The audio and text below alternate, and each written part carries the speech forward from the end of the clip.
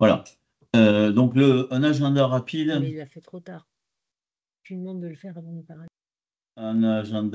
sur les innovations, les systèmes, et puis la partie importante de ces annonces-là. En termes d'évolution du processeur, déjà. Vous voyez tous la présentation, je pense, hein, mon écran.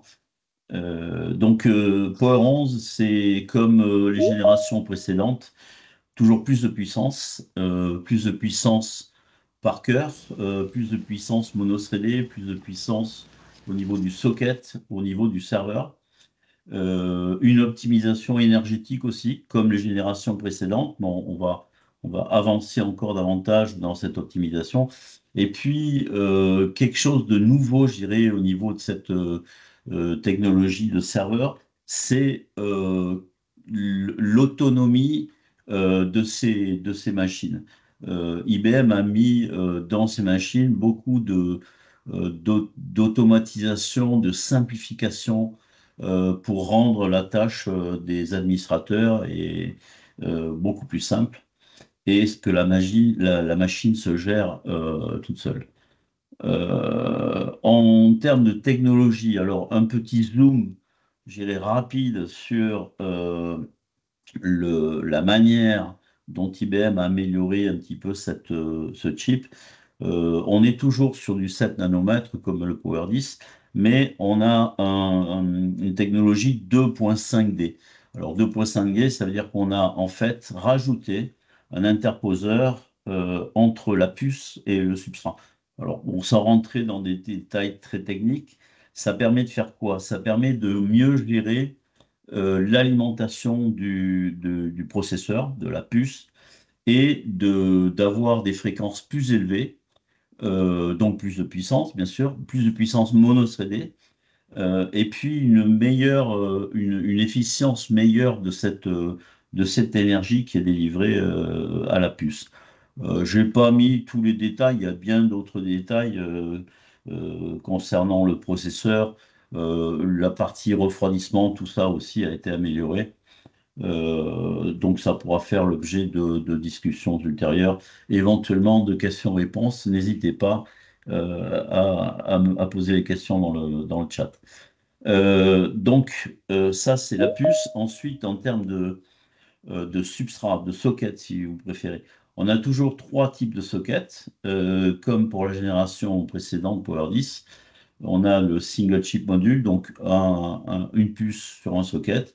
Ça concerne la machine Ayan, qui s'appelait E1080, maintenant E1180. Donc, une fréquence plus élevée, plus de cœurs. On a jusqu'à un cœur de plus par socket, 16 au lieu de 15, ce qui fait que la machine, on verra, peut monter jusqu'à 256 cœurs dans une configuration complète. Ensuite, la puce Dual Chip Module, qui existait sur la génération d'avant et qui maintenant est aussi utilisée sur la machine moyenne gamme qu'on appelle le E1150.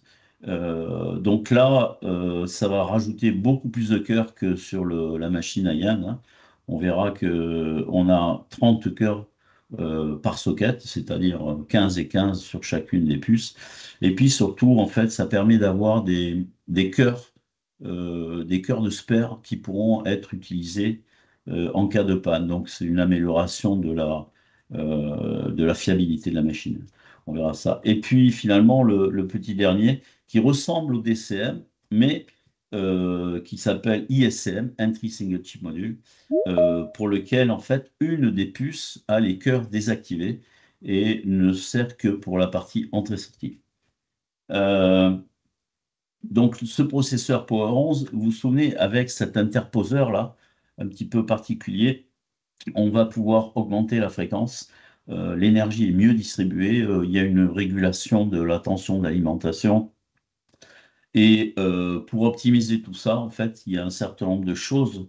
Alors, je suis désolé, j'ai traduit certaines choses en français sur les slides, mais tout n'est pas en français.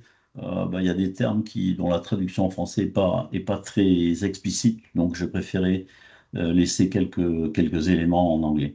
Donc, au niveau de cette amélioration, de manière, en augmentant la fréquence, on augmente bien sûr la performance, mais aussi la dissipation thermique.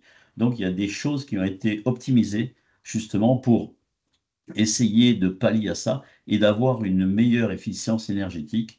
Donc, vous voyez, là, il y a des choses comme la gestion de la tension en fonction de la fréquence, la tension d'alimentation de la puce. Et puis, il y a d'autres éléments. Il y a des tables qui permettent d'optimiser la fréquence en fonction de la charge qui est exécutée par le cœur. Vous voyez en haut à droite que on a les dissipations thermiques de Power 11. Donc, à performance maximale sur le Power 11, on a une meilleure performance que sur le Power 10. On consomme aussi plus de watts, mais au global, à performance équivalente ou à charge équivalente, on a une efficacité énergétique qui est bien meilleure. On verra ça un peu plus loin. Ça, c'était pour la partie amélioration de la performance du processeur. On a aussi amélioré la performance au niveau de la mémoire. Et vous voyez que les bandes passantes mémoire ont été largement augmentées pour plusieurs raisons. Bon, déjà, avec le Power 11, on passe en DDR5. On ne peut plus mettre de la DDR4, sauf le grand système, là, le 1180. Et il y a une petite exception. Mais sinon, sur les autres machines, c'est de la DDR5. Et vous voyez que les fréquences ont augmenté, les fréquences mémoire ont augmenté. Du coup, on a des bandes passantes qui doublent quasiment sur certaines machines. En termes de performance, on a des métriques, les métriques classiques que donne IBM, à savoir les RPerf pour la partie AX, les CPW pour la partie IBMI. Ces RPerf ne sont pas forcément, ne signifient pas forcément une amélioration de la fréquence mémoire, de la bande passante mémoire, mais sont plus orientés CPU. Du coup, ils vont peut-être pas traduire cette amélioration de bande passante mémoire. Et donc ça, effectivement, ça va dépendre essentiellement du type de charge que vous exécutez. Mais ça, je pense, une majorité des cas, ça aura quand même un impact très important sur les performances de la machine et d'accès de manière générale sur les accès mémoire. N'hésitez pas à poser des questions, comme je vous disais tout à l'heure. Donc, pour en revenir à la performance énergétique, vous voyez ici en bas, on a jusqu'à 33% en fonction des modèles de RPerf pour les métriques AX par watt par rapport à Power 10. Donc ça, c'est un gain très important. Et donc, ça va permettre, cette technologie Power 11 permet de réduire la consommation énergétique de manière très importante.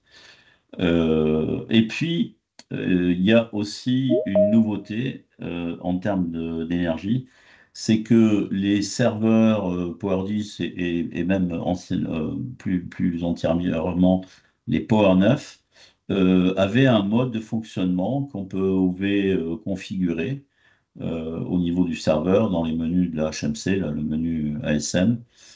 Et on pouvait dire, ben, le serveur, je vais le mettre en mode euh, performance flavor, on va dire, favoriser la performance, ou au contraire, on pouvait le mettre en mode, je dirais, plus économie d'énergie.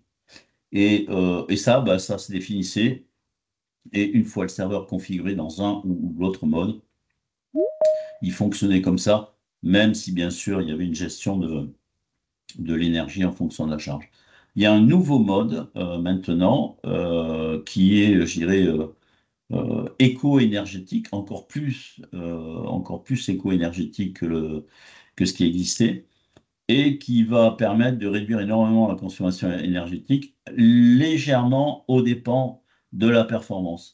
Alors, je dirais, ce qui a été plus ou moins les chiffres qui circulent, on va dire, c'est que avec ce mode-là, on perd 10% de performance. enfin, en moyenne. Donc bien sûr, tout va dépendre du profil de charge, mais l'intérêt, c'est que ces modes-là, maintenant, sont programmables dans le temps.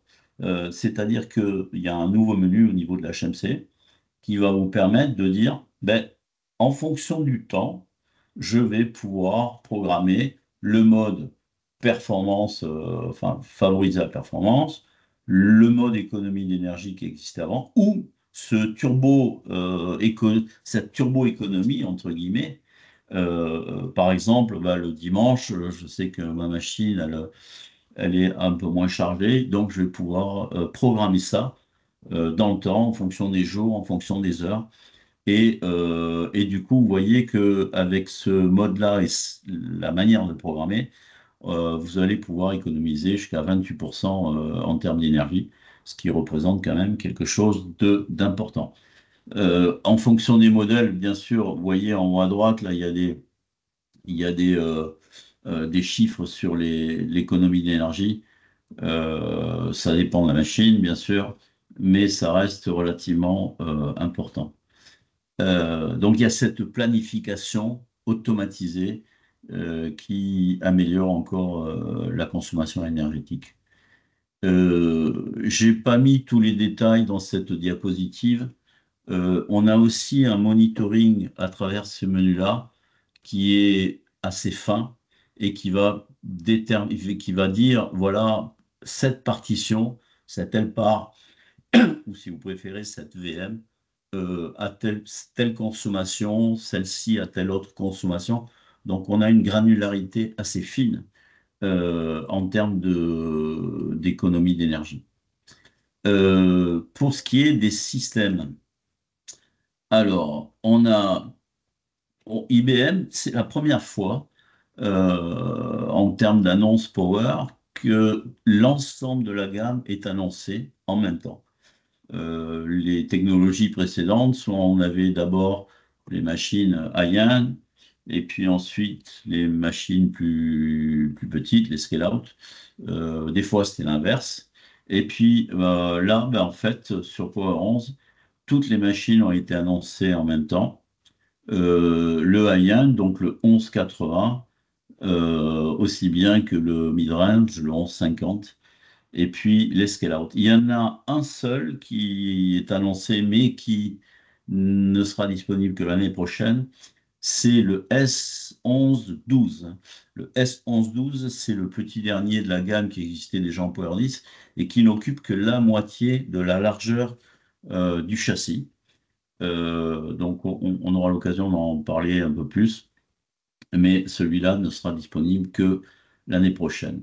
Il y a aussi, alors, il y a pas, j'ai pas vu de questions dans le chat, mais je vais y répondre avant qu'elle se pose. Quid du 1 socket 4U, c'est-à-dire dans la gamme P10, le S1014, qui existait en mode tour ou en mode rack. Celui-là a été englobé, je dirais, donc il n'y aura plus de un socket 4U. Il est englobé dans les deux systèmes que vous voyez là. Donc le classique, je dirais, 1124 ou 1122, deux sockets 4U ou deux sockets 2U.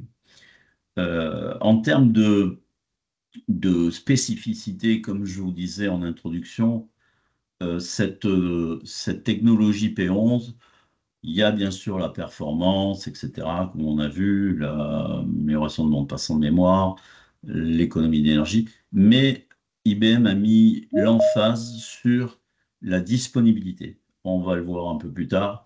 Il y a beaucoup de choses qui ont été faites, qui ont été rajoutées pour la disponibilité au sens large, à savoir la fiabilité machine, mais pas que, la gestion des temps d'arrêt, des arrêts planifiés et non planifiés, des incidents, etc. Un autre point majeur de cette technologie, c'est la cyber-résilience. On verra aussi que cette technologie-là est vraiment faite pour aider les clients à se protéger de la cybercriminalité, du cryptage, ce genre d'attaque. Et donc, on a une robustesse très importante qui a été introduite sur cette technologie Power 11. Et bien sûr, pour finir, des capacités d'intelligence artificielle avec un nouveau device, avec un GPU qui peut être utilisé sur cette techno Power 11. Les machines, alors rapidement, bon, ça ressemble un peu à ce qu'on avait sur Power 10, hein, le 1180, toujours 4 tiroirs maximum, 4 sockets par tiroir, les sockets à un seul chip, hein, single chip module, mais comme on a 16 cœurs au lieu de 15 maximum par socket, on peut monter jusqu'à 256 cœurs au lieu des 240 en full config du 1080. Toujours 64 Tera de mémoire, DDR5. De mémoire, on peut aussi utiliser de la DDR4. Il faut que je creuse encore un petit peu quelques points là-dessus sur la capacité de mixer ou pas. Les deux types mémoire, j'aurai l'info un peu plus tard. Ensuite, le 1150. Donc là, il y a un changement. Le 1150, toujours 4 sockets, mais au lieu du socket single chip, on est passé au socket dual chip. Donc, globalement, on a doublé à peu près le nombre de cœurs possibles dans cette machine. Vous voyez, alors 30 cœurs par socket, sachant qu'il y en a deux qui ne sont pas activables, qui sont là pour le spare, ça veut dire qu'on peut monter à 120 cœurs sur un tiroir 4 rues, quoi. C'est quand même très très dense en termes de technologie et 16 Tera de mémoire en attendant qu'un jour on ait des barrettes d'une plus grande capacité. Ensuite, les scale-out, donc le 1124, deux sockets 4 rues. Là encore, on profite, on bénéficie du socket DCM, donc 30 cœurs par socket, ce qui fait que on peut mettre jusqu'à 60 cœurs dans la machine, 8 Tera de RAM. Donc ça fait déjà de la puissance de traitement. Et puis le 1122 qui a à peu près, enfin qui a le même nombre de cœurs possible, 60 cœurs, 4 Tera, donc moins de mémoire, et qui intègre la famille des 1022S. On avait la machine, en fait, deux sockets, deux U, mais dont un chip était désactivé. Cette famille S, entre guillemets, n'existe plus, est intégrée là-dedans. Et puis le petit demi-rack, je l'ai mis un petit peu en grisé ici en bas à droite de la diapo, qui sera disponible en 2026 et qui lui aussi en fait intègre le 1014, un socket 4 rues, rack ou tour. Voilà, en termes de gamme, j'ai rajouté une petite diapositive parce que il y a pas mal de personnes qui sont intéressées par la partie IBMI. Donc les licences IBMI sur ce Power 11 ne seront disponibles que par souscription, exception faite du 1180. Pourquoi? Parce que le 1180 ne change pas de numéro de série quand on vient d'un 1080. Le serial number est préservé, ce qui fait que on peut continuer à utiliser les licences IBMI perpétuelles du 1080 vers le 1180.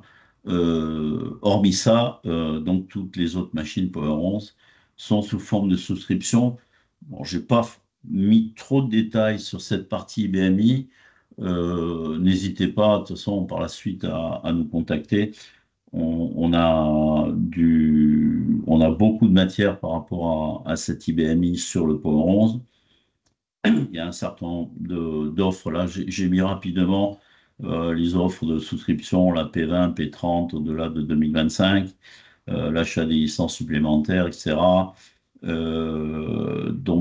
Et puis bien sûr, pour les anciennes machines, Power 9, Power 8, il y a des nouveaux achats et des transferts possibles, mais ça, je dirais, c'est en dehors de la partie Power 11. Euh, Donc, on pourra effectivement dérouler un discours beaucoup plus détaillé par rapport à IBM par la suite. Donc, globalement, pour en revenir, faire une espèce de petit résumé de cette technologie en termes de puissance, de performance, etc. On a jusqu'à 55% de performance en plus au niveau du cœur par rapport au Power 9, pas par rapport au Power 10. On a augmenté je suis désolé, mais le throughput en français, moi j'ai le mot qui ne me vient pas, mais vous La avez bande tous passante. merci Christophe. La bande passante, la capacité de traitement donc a beaucoup augmenté. On a plus de cœur hein, surtout sur les machines mid-range et scale-out. Donc on a beaucoup plus de traitement, de capacité de traitement de bande passante comparé au Power 10. Euh, Ensuite, en haut à droite, vous avez les ressources groupes. J'ai rajouté une diapo. Les ressources groupes, c'est quoi? Ça aussi, c'est nouveau. C'est au niveau de l'hyperviseur, en fait. Jusqu'à maintenant, sur les machines Power, vous pouviez créer des partitions, des LPAR, avec des cœurs dédiés ou des partitions type micro-partitions à l'intérieur d'un pool de processeurs, un shared processor pool. Et les partitions dédiées avaient la capacité, donc si vous activiez l'option, de rendre des cycles CPU non utilisés à ce pool de partitions pour optimiser l'utilisation du CPU, pour ne pas gaspiller de cycles dans ces partitions dédiées. Mais ces partitions dédiées rendaient les cycles au pool de la machine, de manière générale, à l'ensemble des cœurs enfin, du pool. Là, maintenant, il y a une nouvelle notion qui est introduite, c'est cette notion de groupe de ressources. Et on va pouvoir tailler non seulement des pools, bien sûr, des partitions dédiées, mais on va pouvoir définir un groupe de ressources. Ce groupe de ressources, en fait, on va y mettre des partitions à cœur dédié, des partitions type micro-partitions, et les cycles non utilisés ne vont circuler qu'à l'intérieur de ce pool. Donc, imaginez que on a des types de charges différentes qu'on veut isoler de manière plus forte encore. On pourra créer un groupe de ressources, y mettre les partitions qui font qui exécutent un certain type d'application, par exemple la production. Et puis, on va pouvoir créer un deuxième groupe de ressources dans lequel on mettra soit une autre workload, soit des partitions de type développement, test ou autre. Et à ce moment-là, les cycles, comme je vous disais, ne seront partagés qu'à l'intérieur de ce groupe de ressources. Donc, c'est, je dirais, la capacité de encore mieux utiliser le CPU de la machine à atteindre un taux d'utilisation encore plus important et surtout en garantissant une meilleure isolation des charges. Voilà, on aura l'occasion peut-être de rentrer un peu plus dans le détail de tout ça, mais c'est le principe. Et ensuite, en bas à droite, vous avez l'utilisation garantie. Alors ça, c'est contractuel. Il n'y a pas de technologie particulière là-dedans, mais IBM, de par la robustesse de la technologie, s'engage par contrat à vous garantir un taux d'utilisation minimum. 70% sur les scale-out, 75% sur le 1150 et 80% sur la machine 1180, le haut de gamme. Ça veut dire quoi? Ça veut dire que vous déployez une machine Power 11, vous y mettez des charges et pour une raison X ou Y, vous n'arrivez pas à ce taux d'utilisation CPU. Eh bien, IBM s'engage par contrat à vous fournir du service, à vous fournir des experts, à vous fournir des moyens d'investigation pour atteindre ce niveau-là. Et s'ils n'y arrivent pas, ben, à ce moment-là, IBM doit vous rémunérer un certain montant. Je ne vais pas le citer là, mais c'est assez conséquent qui vous garantit que la machine sera bien utilisée ou cette compensation. Voilà, donc ça existait sur d'anciennes technologies, mais ça a été remis au goût du jour et c'est une garantie importante quand même. J'ai mis ici un petit exemple rapide de consolidation sur de l'IBMI. Donc, l'exemple d'un client qui a trois machines Power 8, S804, donc la production, le développement et du test. Et sur cet exemple, vous voyez qu'il va pouvoir consolider ces trois machines serveur Power 8 sur un seul Power 11, 1124, donc la même gamme de machines. Et surtout, le point intéressant, c'est qu'il va passer de 72 à 32 cœurs. Bon, bien sûr, il y a une augmentation de la performance qui est très importante de Power 8 à Power 11, hein, puisque là, on saute quand même trois générations. Donc, ça fait des activations de cœurs en moins. Je ne peux pas rentrer dans les détails de la consommation énergétique, mais vous imaginez bien que une machine Power 11, ça consomme moins. Alors 32 cœurs Power 11, ça va consommer, je pense, moins que 24 cœurs Power 8. Donc, je dirais qu'au minimum, on divise par 3 la consommation énergétique au-delà des activations de cœur en moins. Et ce, en garantissant la fameuse isolation des charges, production, développement et test, grâce à ce mécanisme de groupe de ressources. Voilà, c'est juste un petit exemple. Et maintenant, on va passer vraiment à cette nouveauté qui a été introduite sur les machines, la technologie Power 11, cet effort qu'a fait IBM sur la disponibilité au sens large. La disponibilité, c'est quoi? C'est déjà la fiabilité, moins de panne, moins de panne et surtout une meilleure réparabilité. Tout ce qui est maintenance planifiée aussi, arrêt de service pour appliquer des patchs, des microcodes, etc. Et puis la cybersécurité aujourd'hui qui est pour certaines malheureuses entreprises un point important en termes de disponibilité parce que là il ne s'agit pas d'une panne qui va durer quelques heures, mais d'un problème qui risque de durer quelques jours ou quelques semaines. Donc il y a une emphase importante qui a été mise sur cet ensemble-là, à commencer par la fiabilité. Alors en termes de fiabilité, IBM a annoncé, c'est officiel, que cette machine a 6,9 de fiabilité. Alors, je vous laisse calculer combien ça représente de secondes d'interruption par an. Ça ne va pas faire grand-chose. Et donc ça, il y a un papier, un white paper là, qui sort, que j'ai pas mis le lien là, mais je pourrais à l'occasion vous le faire passer.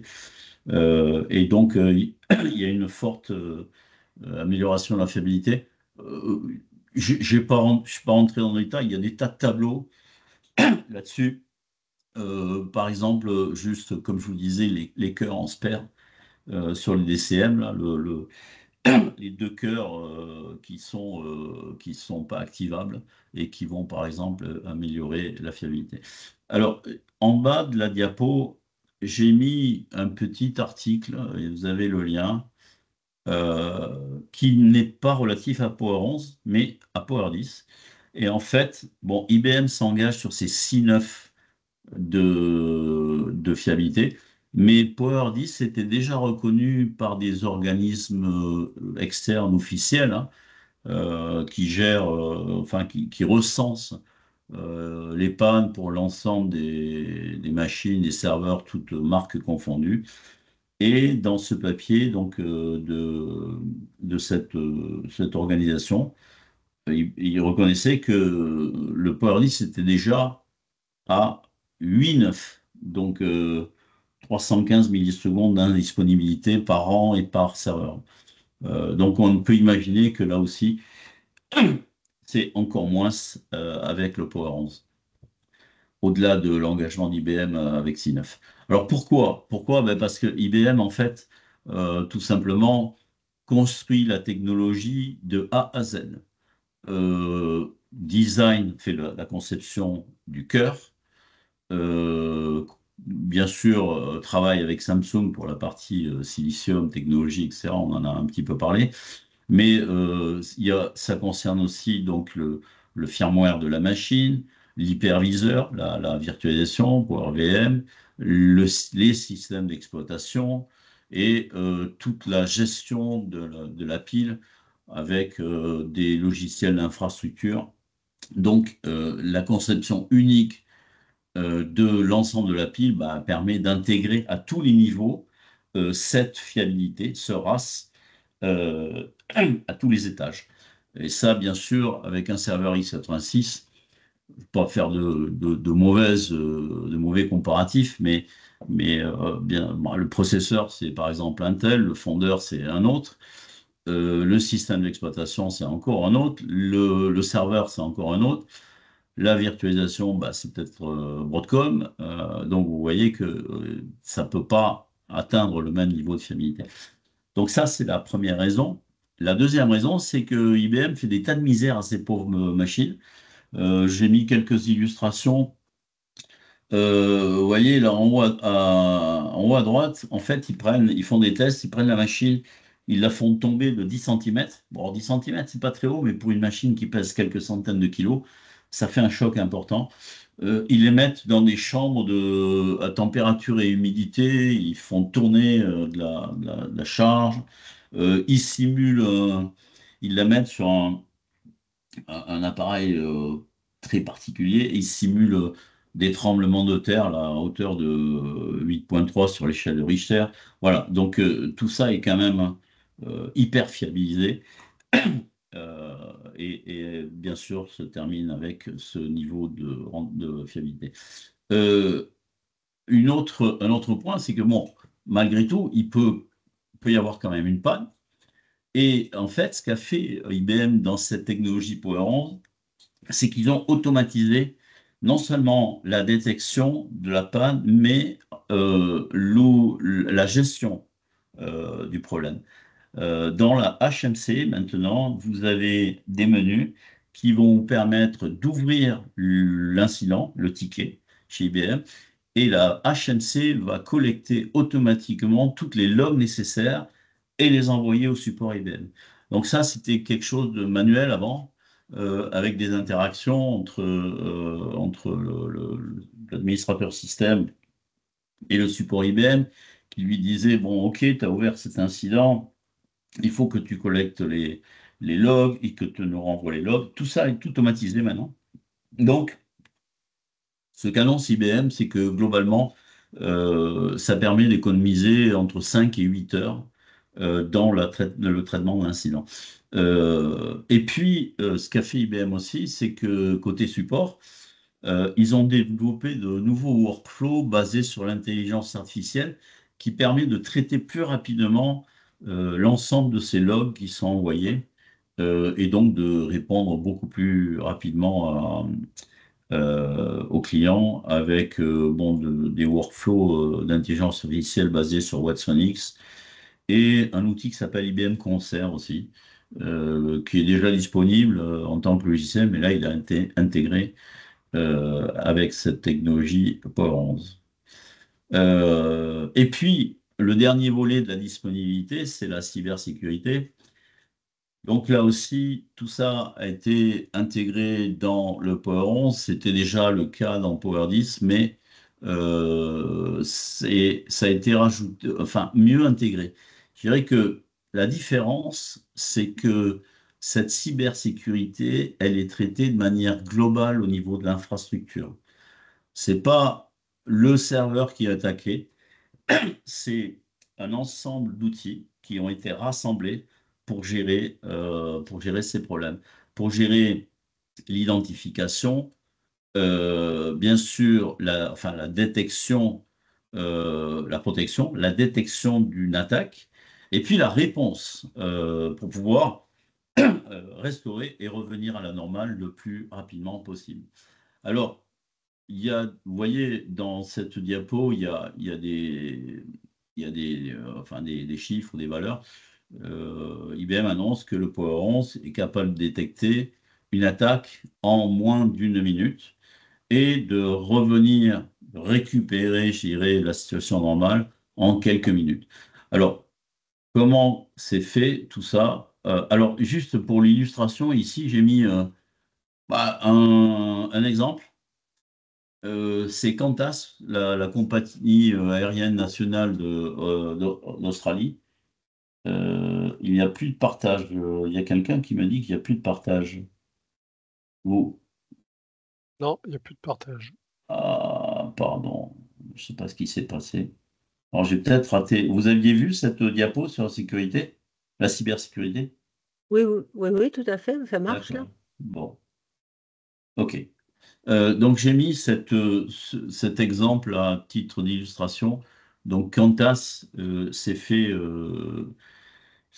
crypter, voler des données. Crypter, c'était la semaine dernière, vous voyez, c'est pas vieux, le 2 juillet. Enfin, le 2 juillet, ils l'ont annoncé qu'ils s'étaient fait hacker, mais l'intrusion date du 30 juin. Ce qui est intéressant, bon, c'est pas par rapport à Qantas, hein. Ce qui est intéressant, c'est que dans ce qu'ils ont écrit à leurs clients, ils expliquent que ils savent, donc depuis 3 jours, hein, entre le 30 juin et le 2 juillet, ils ont mis 3 jours pour à peu près déterminer quel était le périmètre qui était attaqué et, et savoir à peu près quelles données avaient été cryptées, volées, etc. Donc ça montre bien que quand ce genre d'incident arrive, la détection peut être rapide. Par contre, la définition du périmètre, elle est très compliquée. Après, on n'a même pas parlé encore du retour à la normale. Mais là, on parle de 3 jours, par exemple, pendant lesquels on imagine bien que des tas de gens chez Qantas ont dû analyser juste quelles données, quelle base de données, quel système, quel serveur étaient à risque. Donc voilà, on ne parle même pas de récupération. Donc ça concerne quand même 6 millions de clients, hein, c'est pas rien. Et donc la solution qu'a mis IBM dans cette technologie Power 11 concerne le serveur, le stockage et un ensemble de logiciels d'infrastructure. Tout ça est regroupé sous l'appellation d'IBM Power Cybervault et concerne toutes les étapes, hein, comme je vous disais, la protection, la détection, etc., etc. Euh, donc, ça permet de détecter très rapidement, de revenir à la normale très rapidement. Pour ça qu'en fait, vous voyez en bleu ici, ça concerne le serveur Power 11, mais aussi le stockage, qui est capable de détecter en temps réel enfin, très, très rapidement. Et puis, c'est basé sur une technologie Safeguarded Copy qui permet d'avoir une copie des données dans un coffre-fort qui, lui, n'est pas altérable par ce genre de truc. Et puis, bien sûr, des logiciels. Alors, le premier logiciel, c'est PowerSC, Power Security Compliance. Ça, c'est pas nouveau non plus, mais ça a été intégré dans ce package, on va dire de manière à accélérer, je dirais, la détection. Donc là, ça, c'est la définition, je dirais, sur cet écran des différentes alertes. Et puis après, bien sûr, il y a tout l'enchaînement avec l'ensemble Power Cybervault pour déterminer quel est le périmètre attaqué, et puis, pour ce périmètre attaqué, restaurer rapidement grâce à ces fameuses safeguarded copies. Donc voilà, c'est un point important de la technologie Power 11, pas que, puisque c'est une intégration complète, mais voilà, ça traite ce problème de disponibilité en particulier cybersécurité, de manière parfaite, de manière complète. Euh, Toujours en termes de cybersécurité, malheureusement, et ça c'est spécifique à P11, les ordinateurs quantiques arrivent, je dirais, et progressent et arrivent de plus en plus. Bon, pour l'instant, c'est pas accessible à tout le monde encore, mais ça le deviendra. Et en fait, le problème, c'est que ces ordinateurs quantiques sont capables de décrypter des protocoles qui aujourd'hui nous paraissent sécurisés, qu'un ordinateur, que le plus gros des ordinateurs aujourd'hui mettrait des millions d'années à craquer. Aujourd'hui, ces ordinateurs quantiques. Alors, j'ai mis un petit lien là ici, je ne sais pas si on le voit bien. La Chine brise le cryptage RSA avec un ordinateur quantique. Alors, c'est un code RSA 22 bits. C'est pas le plus sécurisé qui existe, mais c'est le début. Et il y a des études d'organisations américaines là, qui estiment qu'à l'horizon de 2030, il y aura des accès aux ordinateurs quantiques. Et tous les protocoles qu'on utilise aujourd'hui, vous faites une transaction, un achat sur Internet. Aujourd'hui, déjà, vous surfez en mode HTTPS, donc sécurisé. Vous mettez vos identifiants bancaires pour procéder à l'achat. Tout ça utilise des algorithmes d'encryption totalement sécurisés aujourd'hui. Mais à l'horizon 2030, tout ça ne sera plus protégé. C'est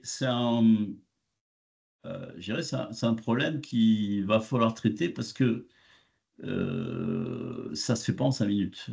C'est quelque chose qui met des années à évoluer.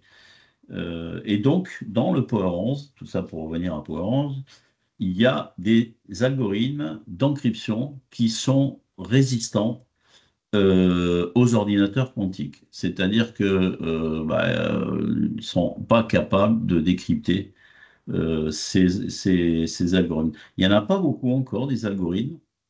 Il y a une communauté open source qui travaille à ça. Et puis, IBM est à l'origine de 2 des 3 algorithmes certifiés Quantum Safe. J'ai mis les noms barbares ici, là, Kyber et Dilithium, là, qui sont certifiés par le gouvernement américain, on va dire.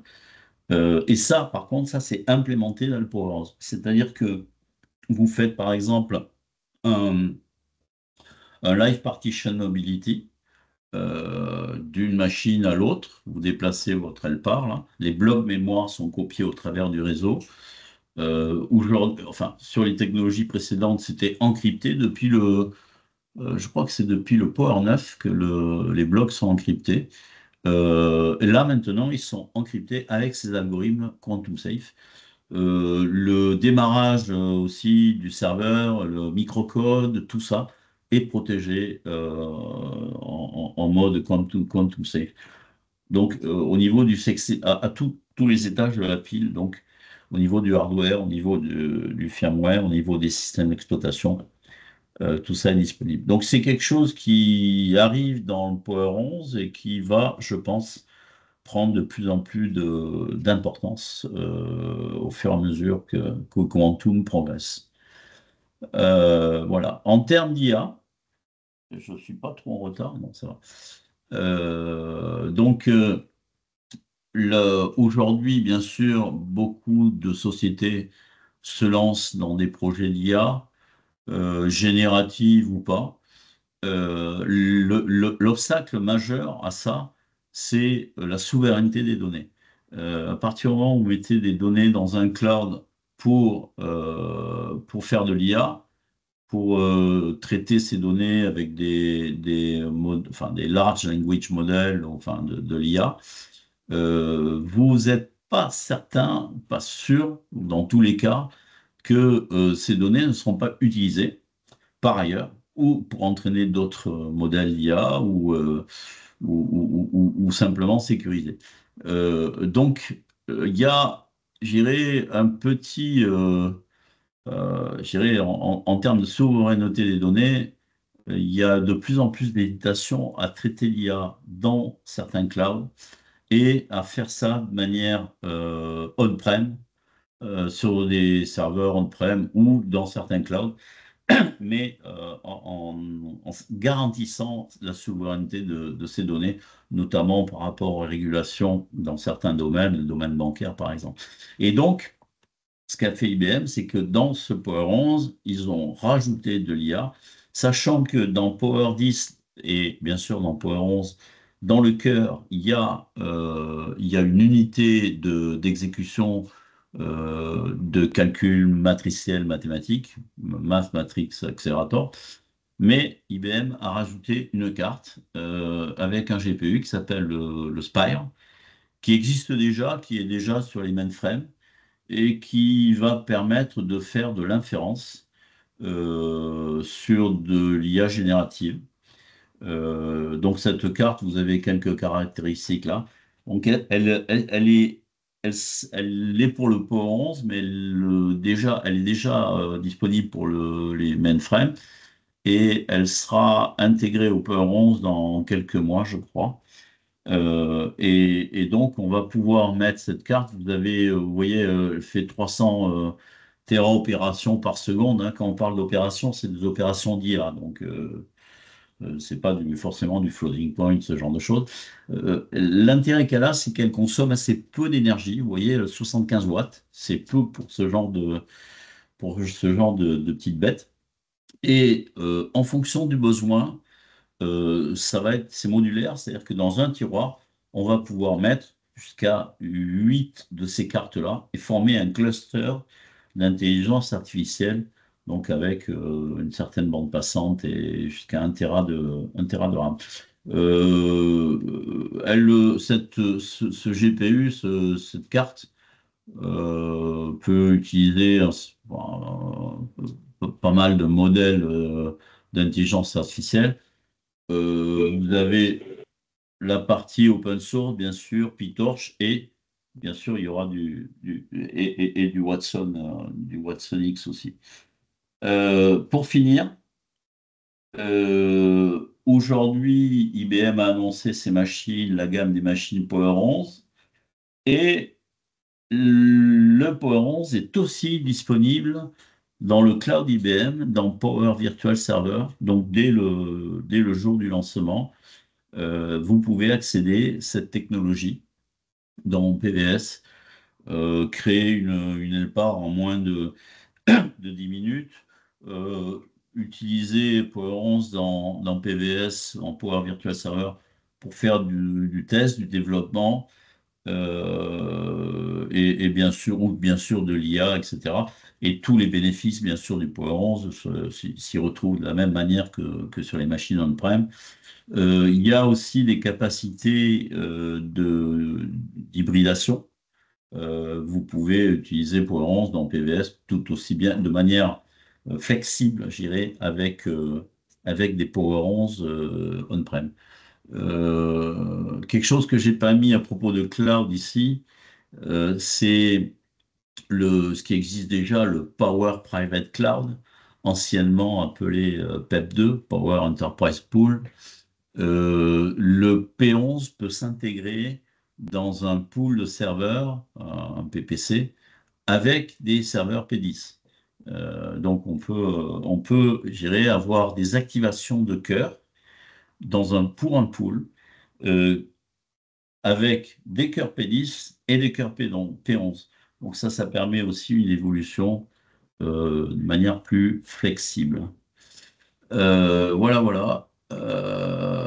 Donc, tout ça pour dire que bah, on est chez Assemi, on est bien au courant de cette technologie Power 11 et donc on peut vous amener un certain nombre de conseils, de recommandations, que ce soit au niveau des performances, au niveau des systèmes d'exploitation correspondants, Linux, AX, IBM i.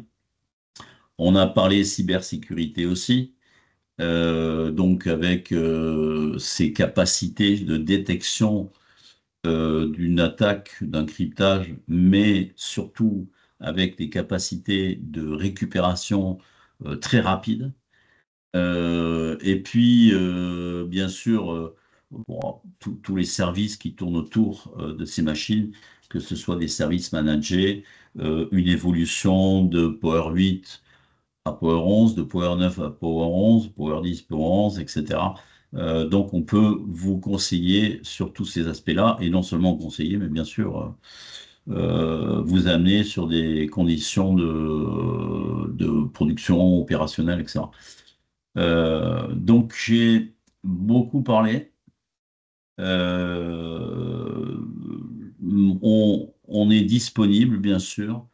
J'ai pas pu aborder tous les sujets, hein, y compris par exemple la performance. Au niveau des CPW, on a à peu près 15% d'amélioration de performance par cœur sur Power 11 par rapport à Power 10. Sur du RPerf, c'est un peu moins, mais comme je vous disais, le RPerf est une charge, je dirais, métrique, purement CPU, hein. Donc ça va pas mettre en valeur les améliorations de bande passante qui sont faites. Donc voilà, sur tous ces aspects-là, on peut vous amener tous les détails, toutes les réponses à vos questions. Donc n'hésitez pas à contacter les interlocuteurs habituels que vous avez chez ACMI, ou vous avez un lien ici en bas aussi, auquel vous pouvez écrire, et puis on répondra à toutes ces questions. Ce qu'on va faire aussi, c'est que on va organiser des sessions plus spécifiques, parce que bon, là, c'était l'introduction de la technologie. Mais on n'est pas rentré dans les détails et donc on organisera des sessions. Je vais essayer de faire ça la semaine prochaine. Une session spécifique. Il y a trois sessions auxquelles je pense. Une spécifique IBMI, une spécifique intelligence artificielle avec ce fameux Spire, et puis une session autour de la cybersécurité. Parce que comme je vous ai dit, tout ça en fait a été regroupé, je dirais, c'est un assemblage de différents éléments matériels et logiciels. Et donc on pourra rentrer un peu plus dans le détail de tout ça. Il y a des petites démonstrations qui sont disponibles sous forme de vidéo et qu'on pourra partager lors de ces sessions plus particulières. Voilà. Et donc, maintenant, je suis à vous si vous avez des questions. N'hésitez pas.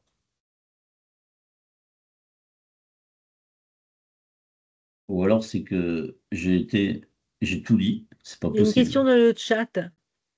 D'accord. Pour la Euh, rénovation des les machines machines P8, IBM recommande le passage à P11 directement ou plutôt P10 et attendre un peu pour le P11. Alors, je dirais que le Power 8 est une machine qui date un peu maintenant, et que le plus tôt sera le mieux. Donc après, c'est pas une question de Power 10 ou Power 11. Bien sûr, Power 11 amène encore plus de bénéfices en termes de performance et autres, et puis en termes de consommation énergétique, etc. Moi, je dirais que si vous devez remplacer un Power 8, autant passer à P11 plutôt que sur un P10 qui est encore disponible, bien sûr, hein, qui sera maintenu encore longtemps, mais autant passer sur un Power 11 pour bénéficier de encore de meilleures performances. Euh, à l'exception faite du high-end. Pourquoi? Et en fonction des cas. Pourquoi? Parce que sur le high-end, sur le 11 ou le 1080 ou le 1180, il y a une conservation du numéro de série. Vous ne changez pas de numéro de série en passant d'un P10 à un P11. Et donc, dans certains cas, je pense notamment à ces licences IBMI, ça peut permettre de rester en perpétuel si vous voulez rester en perpétuel. Voilà. Donc, moi, je dirais une réponse générale, c'est passer du P8 au P11 plutôt que d'aller sur un P10 qui va durer, hein, mais qui n'a pas tous les bénéfices du P11. Et puis, sauf cas particulier, comme je vous disais, du high-end, et si c'est de l'IMI, etc. Voilà. Donc, je ne sais pas si ça a répondu à la question.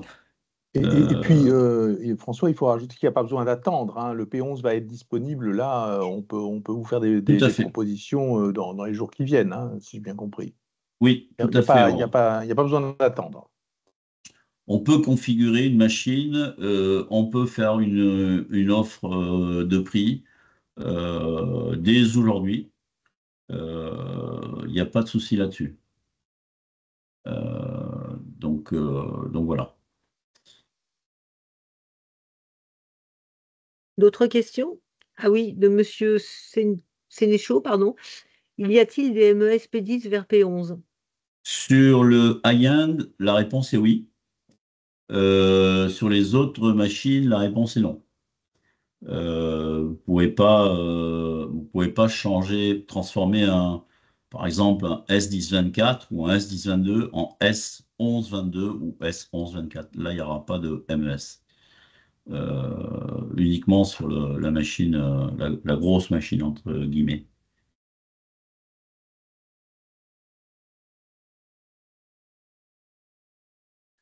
François?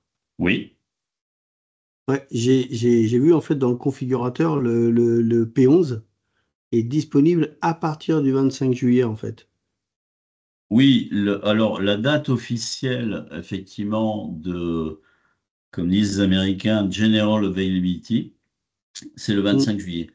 Ceci dit, on peut déjà préparer des configurations et des Ouais, commandes.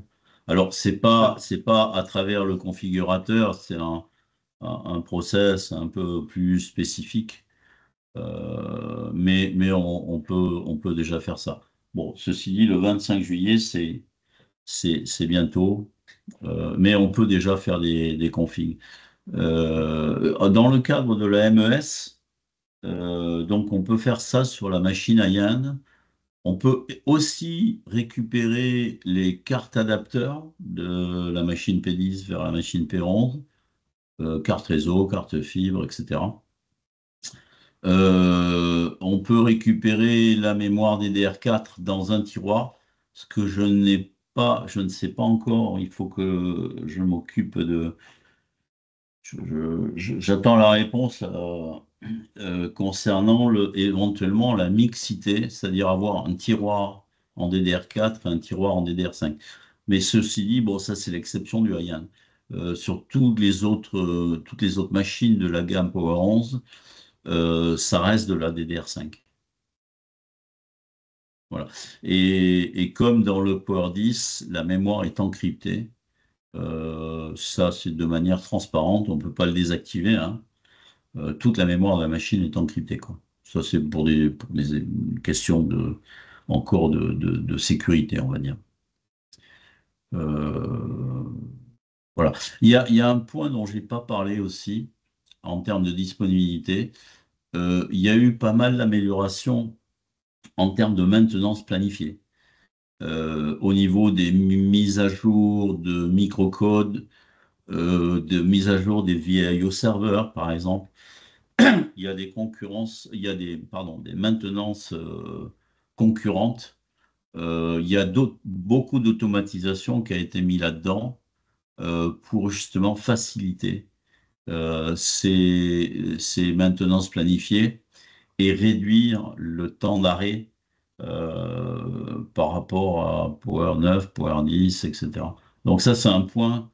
Alors, IBM là-dessus, sur cette maintenance planifiée, annonce 0 heure d'arrêt par an.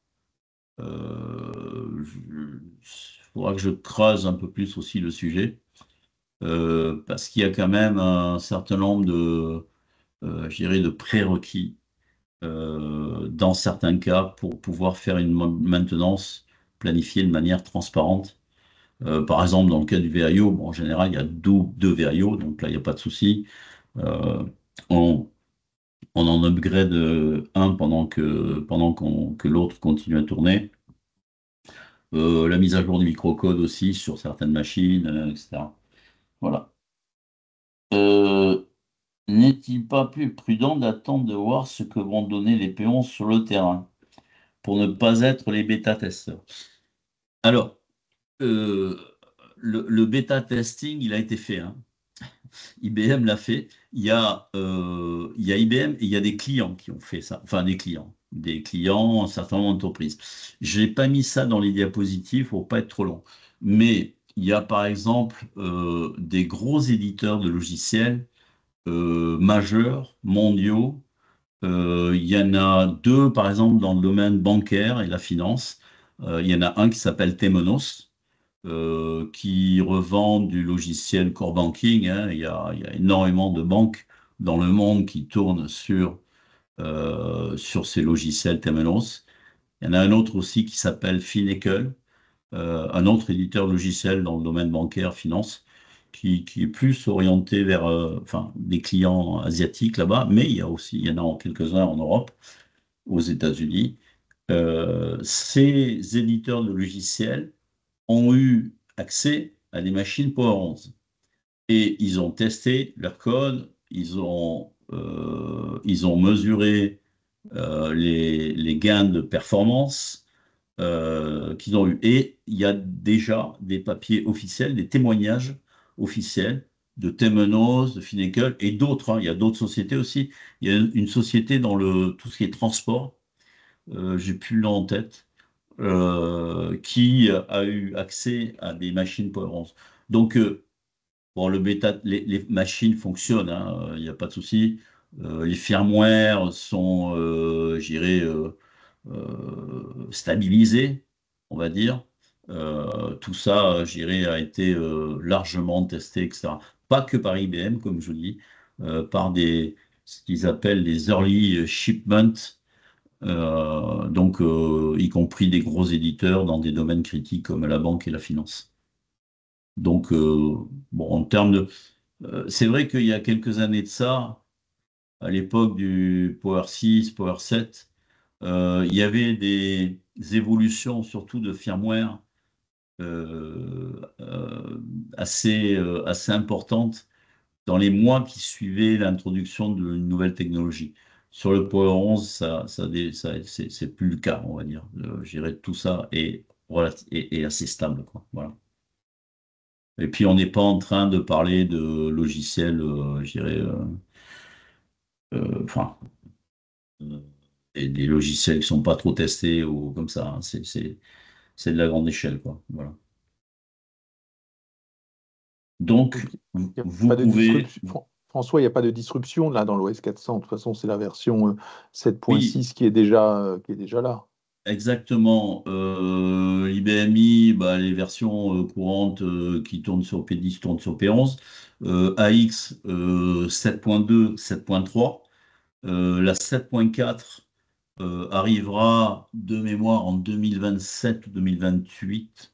J'ai quelque part la roadmap. Donc un AX 7.2 qui tourne sur un Power 9, vous le prenez, vous faites LPM sur le Power 11 et ça tourne. Alors bien sûr, il y a les histoires de compatibility mode. Donc si vous tournez de la 7.3, ça va tourner en mode compatibilité Power 11. Le 7.2, je me souviens plus.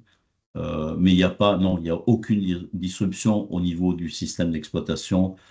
IBM, alors là aussi, sur la partie AX, c'est quelque chose que je pourrais partager dans d'autres sessions, si vous voulez. IBM garantit la compatibilité ascendante des applications. Ça a été écrit par le programme manager, le product manager AX.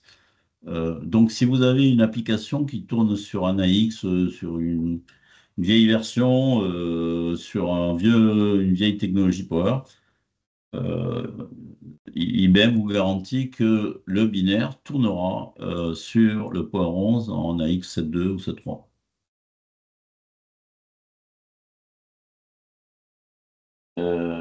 Est-ce qu'on a une idée de la fin du support standard de la V7 R4? Alors là, je ne peux pas vous répondre.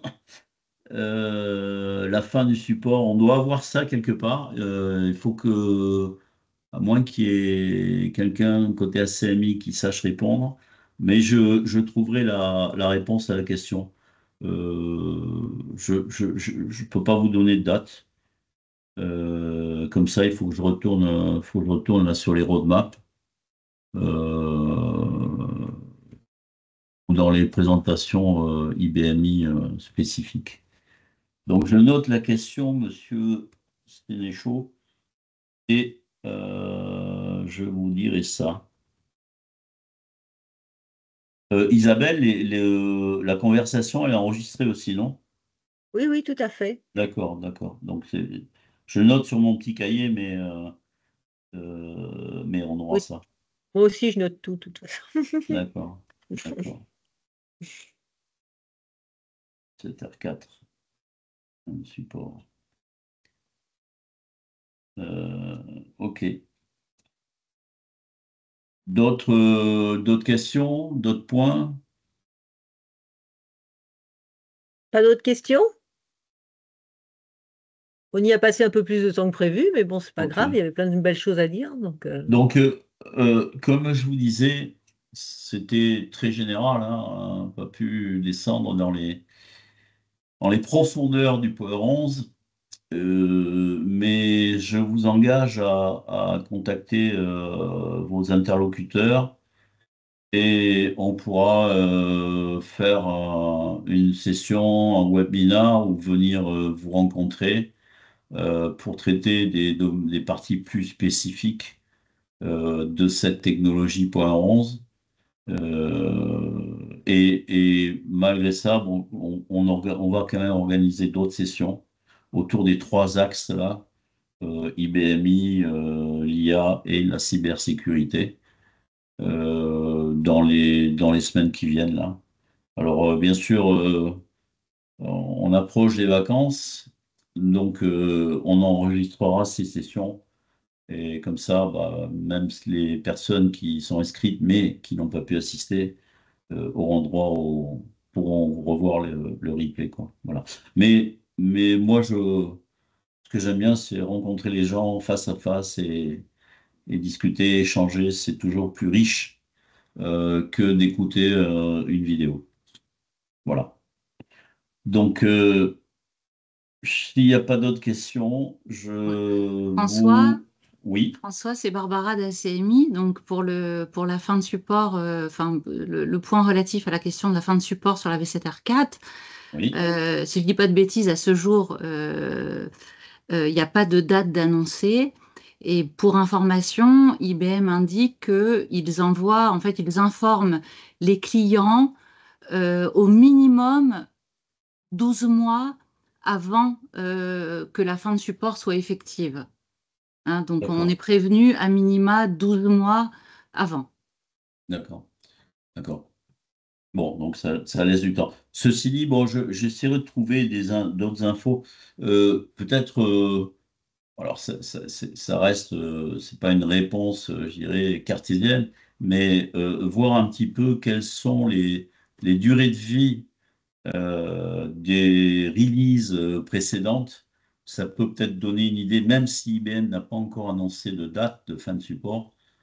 Mais ça pourra donner une idée peut-être un petit peu de la durée. Alors Sur, en fait, si je me base sur la durée des releases précédentes, on aurait dû avoir une fin de support en mai-juin 2026. d'accord, d'accord.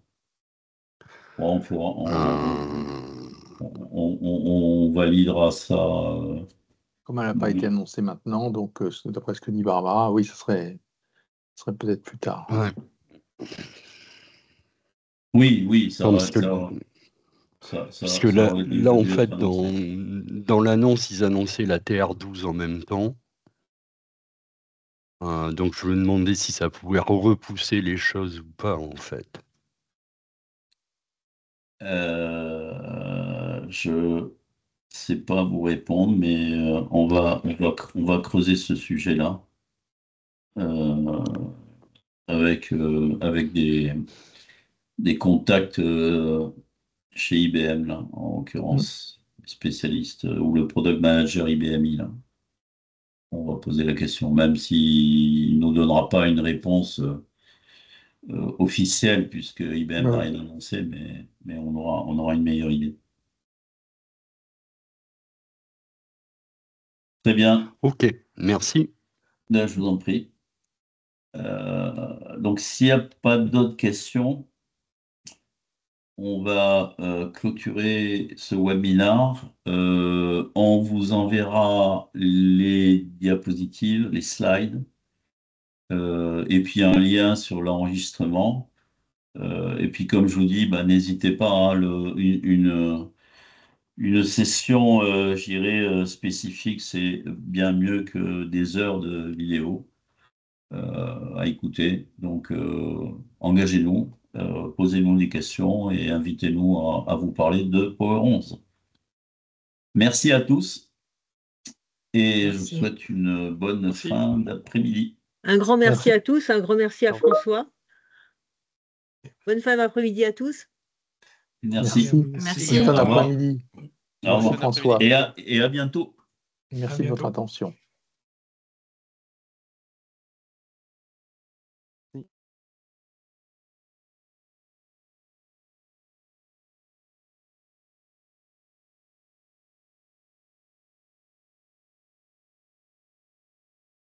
C'était.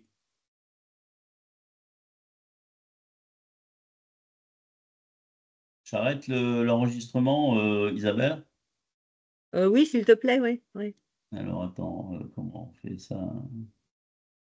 Enregistrer, transcrire, arrêter l'enregistrement. Ouais. Et là, qu'est-ce qu'il me dit? Arrêter l'enregistrement, arrêter.